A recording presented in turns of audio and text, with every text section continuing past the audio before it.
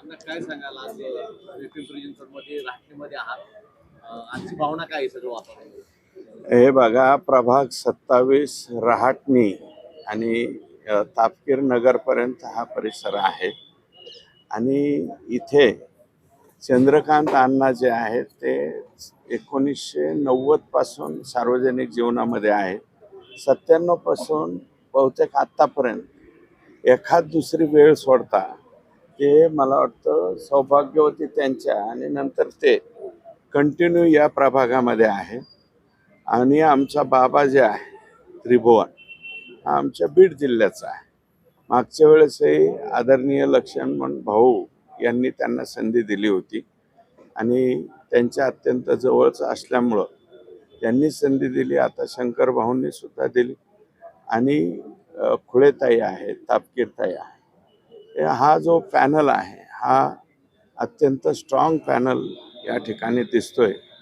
आणि आमच्या भागातले जे लोक आहेत, विशेषतः बीड जिल्हा मराठवाड्यातले, या लोकांशी अण्णांचे संबंध अतिशय चांगले आहेत.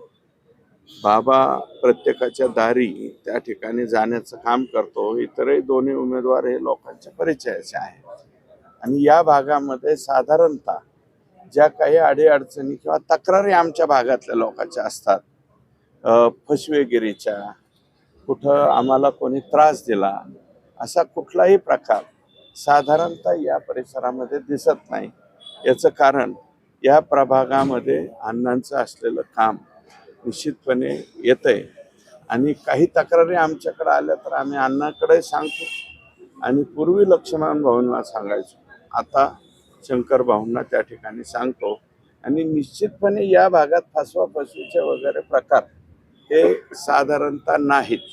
हे आउटस्कर्ट्सला मात्र मोठ्या प्रमाणावरती तक्रारी येत आहे, इथे मात्र नाही. आणि त्याच्यामुळं आमच्या भागातला मतदार हा 100% या पॅनलशी, भारतीय जनता पार्टीच्या पॅनल बरोबर राहील. अण्णा, तुम्ही फसवाफसवीचा एक मुद्दा सांगितला की या भागातून तसं तक्रारी नाहीत, पण शेजारचीच वार्ड आहे खेरगावमध्ये राष्ट्रवादी काँग्रेसच्या एका उमेदवारानं समोर एक जण घर बांधतोय, त्यांच्याकडून जागा विकत घेतली, पण त्यांना तो प्रचंड त्रास आहे. आणि तुम्ही अण्णांवरती जबाबदार दिली की तसं शेजारी कुठं जर घेतलं तर त्याच्यावर लक्ष घाला, आणि तो मराठवाड्यातलाच आहे ज्याला त्रास होतो. याच्यावर काय? हो, हे बघा, आमचे मराठवाड्यातले लोक पोट पाणी भरण्यासाठी या ठिकाणी आलेले आहे. आणि आता नुसतं पोट पाणी भरण्यासाठीच नाही, आता ती नीड झालेली आहे, गरज झालेली. स्थलांतर हे फक्त मराठवाड्यातनंच या ठिकाणी होत आहे असं नाही आहे. कदाचित आपल्या पश्चिम महाराष्ट्राचं सुद्धा इतर ठिकाणी होतं. आणि स्थलांतराचे वेगवेगळे प्रकार आहे. विदर्भातले लोक इथे येऊ शकतात, इकडचे लोक तिकडे जाऊ शकतात. हे स्थलांतर आता कुठल्याही महाराष्ट्रामधलं एक कुटुंब, अख्खं कुटुंब एका जागेवरती नाहीये. तुम्हाला सांग, 2 भाऊ असतील तर शेतीमध्ये एकाच भागतंय, मग एकाच भागत नाही तर तो स्थलांतरित करतो.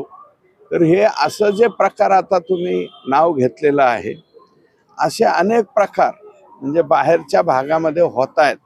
आमच्या कानावरती तक्रारी येत आहे की आमच्याकडनं पैसे घेतले, प्लॉटच दिला नाही, परत पैसे परत मागायला गेलं तर मग चिरीमिरी करून द्यायचे, घ्या 10,000, घ्या 5,000, घेताना मात्र 10, 12, 13 लाख रुपये घ्यायचे. आणि परत देताना मात्र 10, 5 हजारांनी पैसे घेतल्यावर त्या माणसाचं नेमकं मन काय म्हणत असे.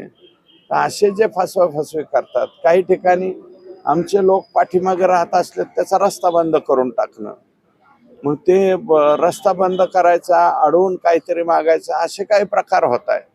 परंतु या प्रभागातले मी 100% खात्रीने सांगतो, एकही तक्रार नाही. कारण एकूण मताच्या जवळजवळ 20% जास्त भाग हा आमच्या भागातले लोक या ठिकाणी आहेत. परंतु सिंगल कंप्लेंट मात्र या भागातली आलेली नाही, हे नम्रपणे या ठिकाणी. अण्णा, आता बघितलं तर भाजपनं पिंपरी चिंचवड शहरात अबकी बार सो पारचा नारा दिलेला, आपण यावर काय म्हणणार? 100% येतील ना. सीट्स जे आहेत, काय आहे की अनेक प्रभावी लोक हे आजपर्यंत राष्ट्रवादी काँग्रेस पक्षाबरोबर होते. जे ग्रामीण भागातले मूळ गावकरी, हे प्रभावी लोक जे आहेत ते मागील काही दिवसापर्यंत हे राष्ट्रवादीमध्ये होते.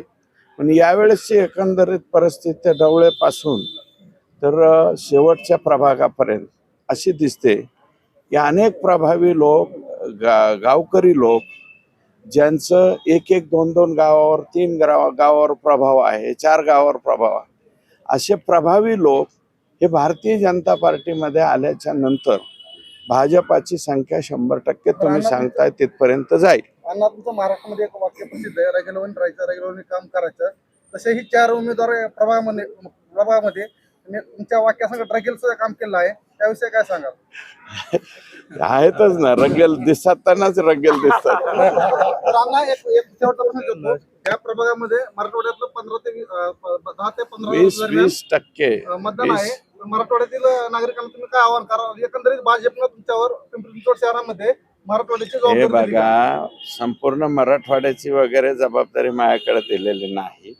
साधारणतः माझ्या मतदारसंघातील आणि बीड जिल्ह्यात, बीडसह आमच्या शेजारी अहिल्यानगर जरी तो उत्तर महाराष्ट्रात असला तरी आमच्याशी संबंधित जिल्हा आहे.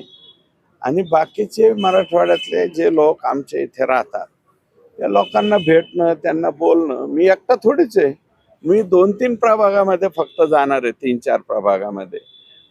पक्षाला ज्यांना ज्यांना वाटतं त्यांना पक्ष या ठिकाणी पाठवतोय आणि मोठ्या प्रमाणावरती मला वाटतं अनेक आमदार, आता मी तर आलो, परंतु आणखी सुद्धा धाराशिवचे काही आमदार येतील, लातूरचे काही आमदार येतील, वेगवेगळ्या भागातले आमदार येऊन आपापल्या भागातला, कारण हा लोकशाहीचा सर्वात मोठा सोहळा आहे. या सोहळ्यामध्ये लोकांच्या पर्यंत जाणं, त्यांना विनवणी करणं, विनंती करणं, प्रसंगी पदर पसरणं आपण म्हणतो, झोळी पसरणं म्हणतो, ते लोकांच्या पुढे जाऊन, आणि हा एकमेव मार्ग बाबासाहेबांनी आम्हाला दिलेला आहे, तो आम्ही 100% पार पाडतो.